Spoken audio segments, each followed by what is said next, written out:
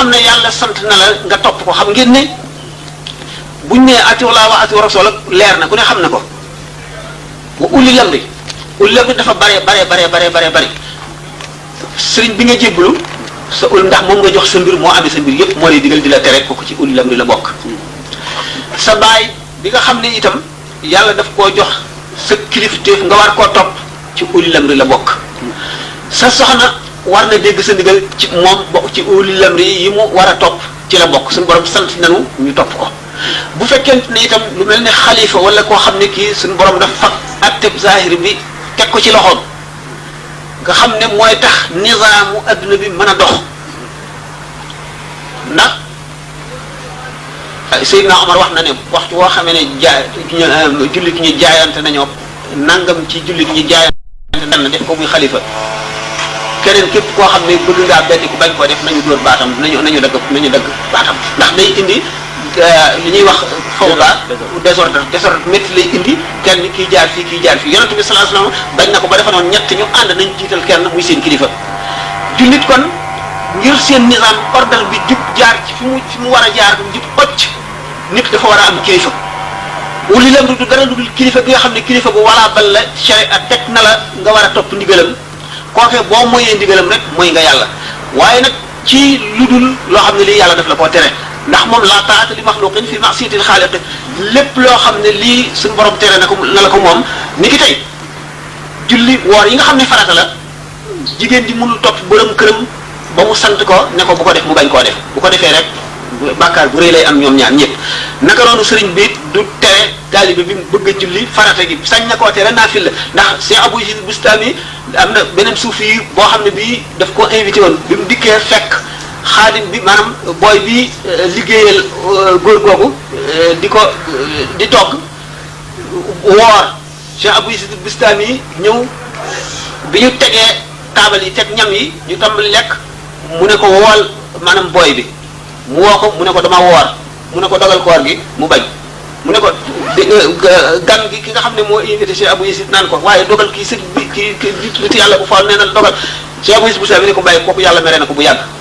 bu fekkoon ne jullik farata la kooru farata la Cheikh Abou Yazid Bustami du ko sañ a wax bu ko waxee itam waaja bu dogee koor gi mooy na yàlla kon ulil amri am na gannaaw buy atiiu Llaaha wa atiiu rasuula wéyee la ulil amri soog a ñëw ulil amri nag gis ngeen maxalaqu niiraan bu ngeen ko jàngee da ngeen gis juróom-ñeenti nit ñoo xam ne ay jaamukatu yàlla yu mag lañu waaye duñ dem àjjana mukk laaraaf la ñuy dem tàmbalee ko ci jigéen ji nga xam ne borom këram daf koo xarab gërëmu ko muy jaamukatu yàlla bu jub du dem àjjana laaraaf lay dem naka noonu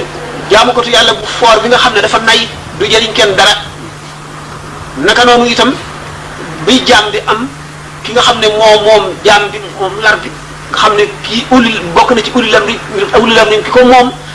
nga xam ne amul ngërëmam benn mu daw liberté wala muy def lu mu ko sant mu tàyyel wala mu lànk bañ te nekk nag jaamukatu yàlla bu foor di jaamu yàlla bu yemal xiyaamee du dugg àjjana laaraaf lañ koy yóbbu kon bari nañu ulil amri daal mënuñ si koo lim waaye képp koo xam ne sharia saxal na nga war a topp ndigalam rek ci ulil amri la bokk. beneen laaj bi ba tey ci alxuraan la. nee dafay laaj li sunu borom di wax naan yaa bani israila uskuru ni'mati allati an'amtu alaykum wa anni fadaltukum ala alamin. mu ne gan nga ne la sunu borom gënale woon bani israil ba di leen wax loolu. waaw banu israil suñu borom dafa génne ci ñoom yonent yi gën a siiw gën a bari nga xam ne daanaka booba ñoom xeet lañu woon ndax lépp loo gis dafa am lu ko waral da nga gis xeet woo xam ne ñu ñor la ñuy doon ñu ñaw ñu am xel ñu sawar ñu am fulla ak fayda ndax yonent buñ koy yónni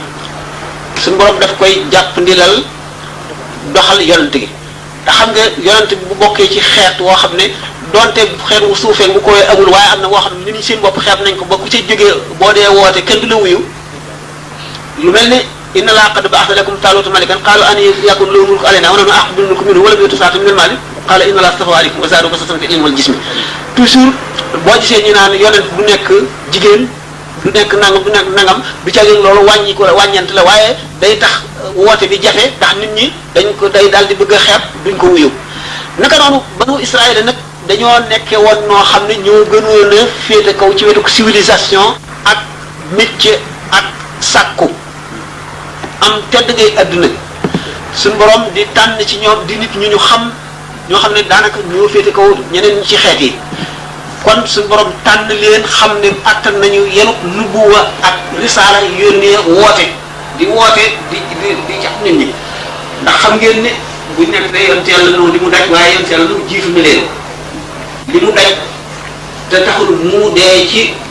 fitna yooyu ñu ko doon teg waaye nag banu Israël bu ñu ko waxee xam ne Israël mooy kan mooy yonent yàlla Yaquba ndax Israël il yooyu yëpp il mooy tekki yàlla tuddul woon Israël Yaquba la tuddoon bu ñu ko tuddee Israël mooy not bi nga xam ne